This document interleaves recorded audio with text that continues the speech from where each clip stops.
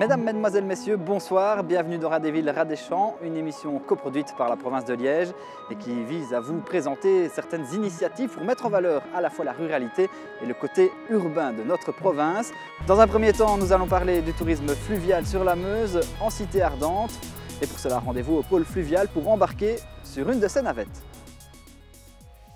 Lancées il y a 4 ans, les navettes fluviales se sont fait une place sur la Meuse. 2 bateaux parcourent le fleuve entre Coron-Meuse et Fragnier tous les jours en période de congés scolaires et les week-ends entre mars et octobre. On a commencé ça avec le Vauban et puis ça avait bien fonctionné. Puis après cela, la deuxième année, on avait un deuxième bateau et on a multiplié les arrêts par 2. Donc au lieu d'en avoir 3, il y en avait 6. Et puis maintenant, donc actuellement, il y a 6 arrêts d'un sens, 6 arrêts de l'autre. Et alors, il faut 1 heure d'un côté, il faut 1 heure de l'autre.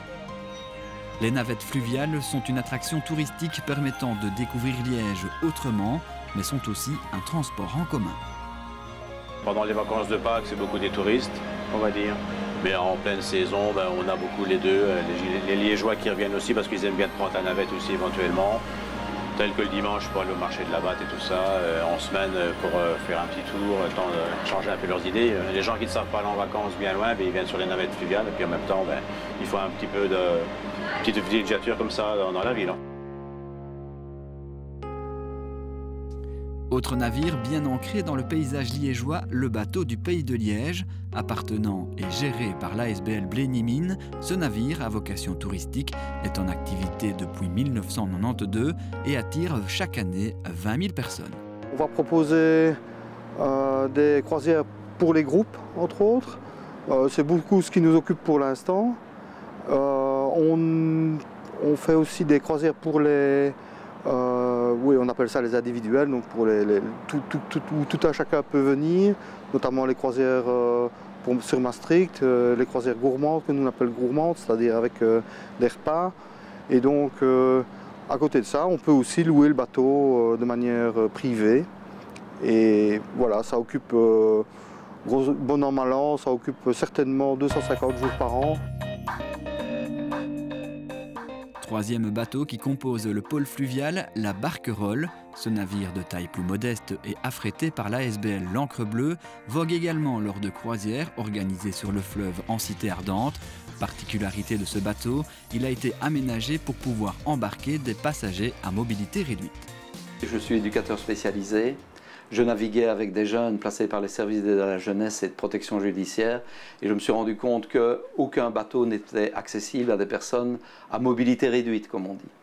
Donc l'idée, ça a été de rassembler des gens pour construire un bateau ou trouver un bateau qu'on va aménager pour le rendre accessible aux gens en chaise roulante, aux personnes non et malvoyantes, sourdes et malentendantes. Rampe, plateforme hydraulique, garde-corps et sous-titrage du matériel audiovisuel sont quelques-uns des aménagements réalisés sur la Barquerolles qui peut accueillir des groupes de 10 personnes maximum, valides ou non.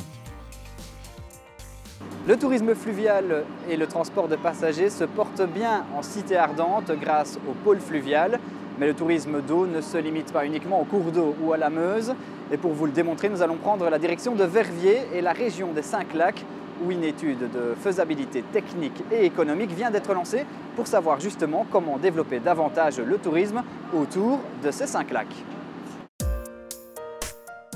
5 lacs, celui de Robertville, de la Gileppe, du barrage de la Vesdre à Eupen, celui de Butchenbach ainsi que celui de Warfa font l'objet d'une étude pilotée par le Centre d'ingénierie touristique wallon à la demande de la Fédération du tourisme et de l'Agence du développement économique de la province de Liège. Le but, accroître l'attractivité touristique de ces lieux. On avait voulu voir réfléchir avec des consultants spécialisés, mais aussi avec les forces vives, donc avec ceux qui exploitent déjà les lacs actuellement, les communes, mais aussi la région, le DNF, voir comment nous pourrions donc améliorer l'attractivité de ces atouts touristiques de notre région. Lancée en 2018, cette étude donnera ses conclusions cet été. Ça devrait aboutir à des propositions donc de réalisation, d'infrastructures, d'activités complémentaires qui auront déjà été réfléchies en amont avec les forces vives. La première chose, c'est déjà d'avoir un œil extérieur sur l'activité que nous avons. Nous, ce qu'on attend, c'est probablement un audit sur une plaine de jeux aquatiques et éventuellement avoir un parking pour mobil-home. La région de Saint-Clac est déjà un pôle important du tourisme provincial. Au travers de cette étude, le projet est d'encore y développer davantage de tourisme, sans pour autant mettre en concurrence les différents sites. À la Gilep, on ne pourra rien faire sur l'eau. Par contre, ici à Robertville, c'est déjà le cas. On peut déjà faire pas mal de choses. Donc, il y a 13 bateaux qui sont proposés, dont des bateaux électriques, il y a des pédalos, il y a une zone de baignade qui est réservée. Donc, tout ça, c'est déjà des activités que l'on peut faire sur l'eau, mais du côté de la Gilep, on ne pourra pas le faire. Donc, l'idée, c'est vraiment de jouer la carte de la complémentarité en misant peut-être plus sur la Gilep, sur l'aspect découverte nature, balade, avec un aspect peut-être plus ornithologie pour l'observation des oiseaux, pour la pêche éventuellement, et alors tout ce qui gravite autour, parce que la zone est magnifique au niveau du lac de la Gilep. On connaît, nous, la potentialité du site, on connaît l'énergie qu'on y met au quotidien.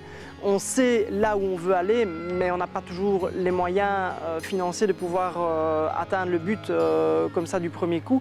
Donc voilà, moi j'espère très honnêtement que cette étude va nous amener d'une approche vraiment encore plus professionnelle et va nous permettre de découvrir des aspects auxquels on n'aurait pas pensé.